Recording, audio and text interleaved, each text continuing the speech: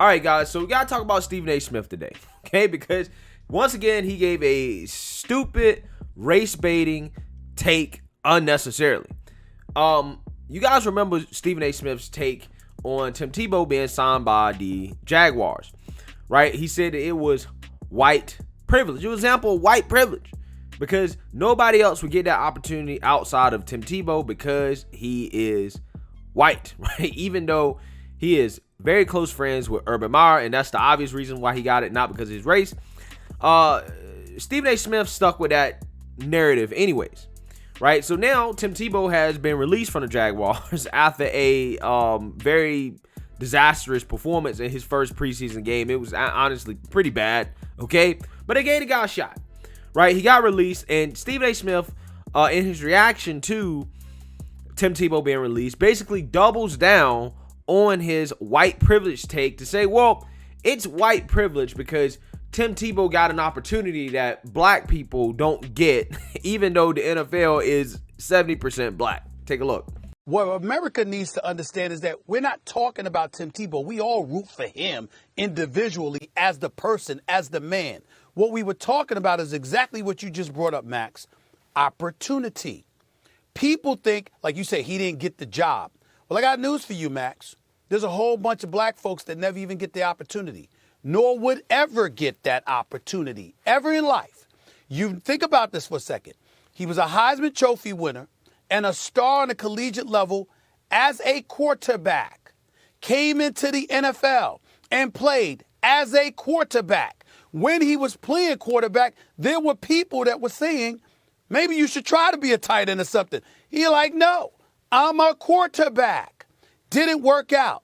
Departs from the game for 8 years and then comes back to play a position he has never played in his life after he left the sport altogether and tried to play baseball. So as African Americans who played the sport of football, I instantly knew, although I didn't play football, I instantly knew what Ryan Clark and those guys said had nothing to do with Tebow. They wished him nothing but the best. But what they were saying was, wait a minute, this is a sport of football. You don't just come up here in this profession on the professional level. You've never done it anywhere else and think, A, you're going to get this position. B, more importantly, coaches and organizations usually wouldn't give you the opportunity because you never paid your dues by playing the position before you tried to play it at an elite level. And that's when issues of race and things of that nature come into the fray, because the opportunity is what we illuminate. It's not even the result. It's the opportunity that's accorded to others that would never be accorded to us. All right, guys, I mean, I'm just so frustrated with Stephen A. And the reason why is because I know, or at least I hope, that Stephen A. is smarter than this. I know that his level of analysis can be deeper than this, right? Than always having to try to pull the race card, right? So Stephen A. Smith, basically what he says is that, well, Tim Tebow, right? It's white privilege because it's about opportunity, right? It's about opportunity. Tim Tebow got an opportunity that would not be afforded to black players. Even though, again, the league is 70% black. And you can see Max Kellerman throughout that conversation was making weird faces because he knows that what Stephen A. Smith is talking about is nonsense, right? And I feel bad for Max Kellerman because he has to sit through that on a day-to-day basis, right? But regardless, let's talk about this opportunity thing, right, that Stephen A. Smith is talking about. Black people don't get the same opportunities as white people. That's essentially what the argument is here.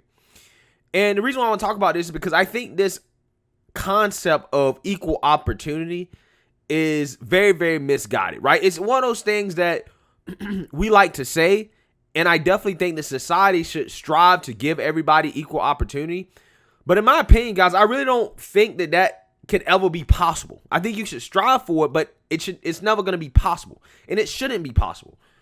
Because in a capitalistic society, people are not going to have equal opportunity because people are born in different circumstances, right? Whether that's economically, whether that's from a network standpoint, whether that's location, geographics. People are going to be born with different opportunities based off circumstances they was born into. But with that being said, we're fortunate enough and blessed enough to live in a society where everybody has opportunity. Okay, I don't care what race you are. If you live in America, even the poorest among us have opportunity, right? But it is up to you, right, to recognize and take advantage of the opportunities. That's what a lot of these woke revolutionaries are missing when they want to talk about, well, such and such don't have opportunities. Well, this person got more opportunities than that person. Well, yes, that's life, right? Everybody's not going to have the same opportunities. But everybody does have opportunity. And you have to be smart enough to recognize those opportunities. For example, I'll give you a personal story. I regret this to this day. When I was in high school, I worked in a grocery store, right? I knew a friend at school whose family was very, very, very well off, right? He's like a biologist at Harvard or something now, right? Family super well off. Dad owned a company. I don't know how this came about, but I inquired, or I guess I was joking about working for her dad, right? Her dad's business. Again, this is super well off. And she actually came to school the next day and gave me a form to fill out to be an intern, right, at the business. For whatever reason, I decided that it was more important for me to continue to work at a grocery store rather than take an internship, right, under the tutelage of the owner of that business so I could learn more about that business, right? I think it probably was because it may have been unpaid or something like that. Or I might have just been more focused on, hanging out with friends. But I never actually followed through on the opportunity, right?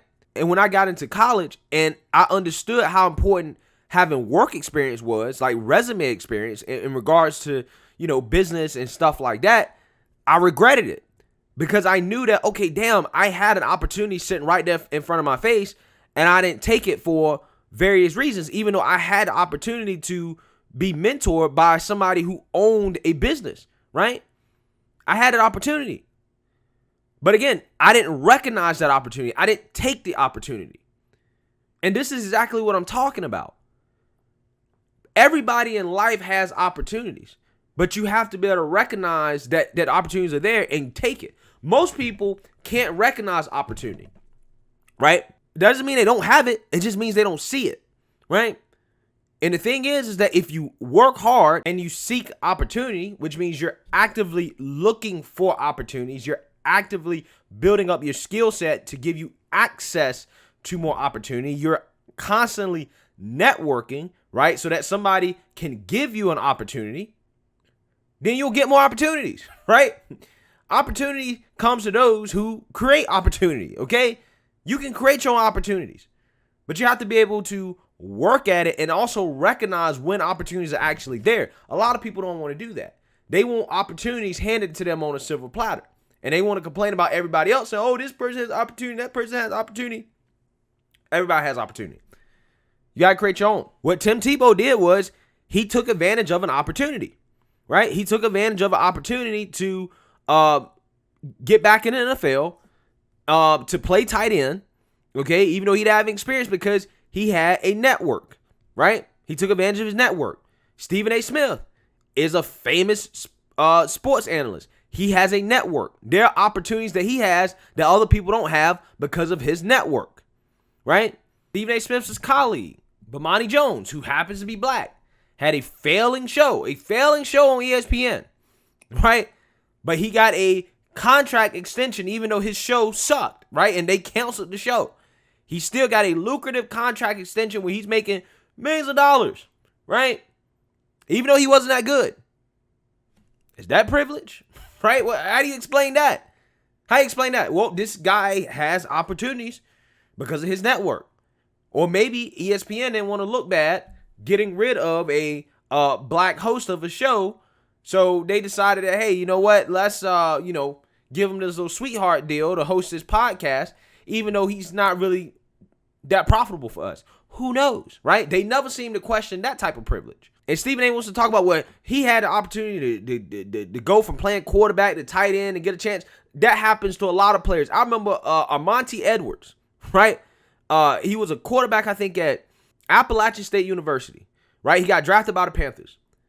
He was a quarterback, right? But it was like, you can't really play quarterback in the NFL, but we'll give you a chance to play wide receiver, right? So he didn't even play wide receiver at the professional level, but when he got into the NFL, they switched him over to wide receiver, and he got an opportunity to play. And a lot of other athletes also get the same opportunity in which they might not necessarily play a certain position at a professional level, but they get the opportunity to play that position because of their talent. So, I mean, Stephen A. Smith here is just really grasping at straws to try to make a point that's just not there, right? This is just clearly not an example of white privilege. If anything, it's an example of, okay, he might have a network privilege because he knows Urban Meyer, but it doesn't have anything to do with his race. And I just wish that Stephen A. Smith would just admit when he's wrong. You're just wrong. You're wrong. Your race baiting take here is just wrong. Because if this was actually so-called white privilege, right, he would still be on the team, right? Dude got cut after the first week, right? He got cut with some of the worst players on the team. If there was real favoritism being shown towards his man, I mean, he would have lasted to the final rounds of the preseason at the very least. Okay, maybe he would have even made a regular season roster. But Tim Tebow couldn't even get that far because literally he was given an opportunity, but he wasn't getting any favors to try to get in position. It was a long shot for him to make the team in the first place. It cost the Jaguars basically nothing to get a man a tryout. And so many other players every single year get the same opportunity in tryout that Tim Tebow gets, and they're black, right? There's so many players like that. So, I mean, Stephen A. Smith, man, with these race takes, it just blows my mind because he could just do so much better with the message that he's putting out there, right? He like Stephen A. Smith knows the work that he put in, right? And how he had to grind to get to his position. But instead of talking about that, instead of telling people what he did, he'd rather play off of these stupid woke takes. He wants to act like people have advantages in life just because of their race that other people don't have. When in general, people have advantages in life based off all types of things that don't have anything to do with race, right? Again, equal opportunity is one of those things, guys, again, we should strive for, but we got to recognize it really, truly can't exist in a capitalistic society, and it shouldn't exist in a capitalistic society because that's the whole point of capitalism, to accumulate resources so that you and your family have more opportunities than other people, right? And that in and of itself creates innovations, and that is better for society as a whole, right? So let me know what you guys think. Make sure you like, comment, and subscribe. Most importantly, share a Black conservative perspective. Peace.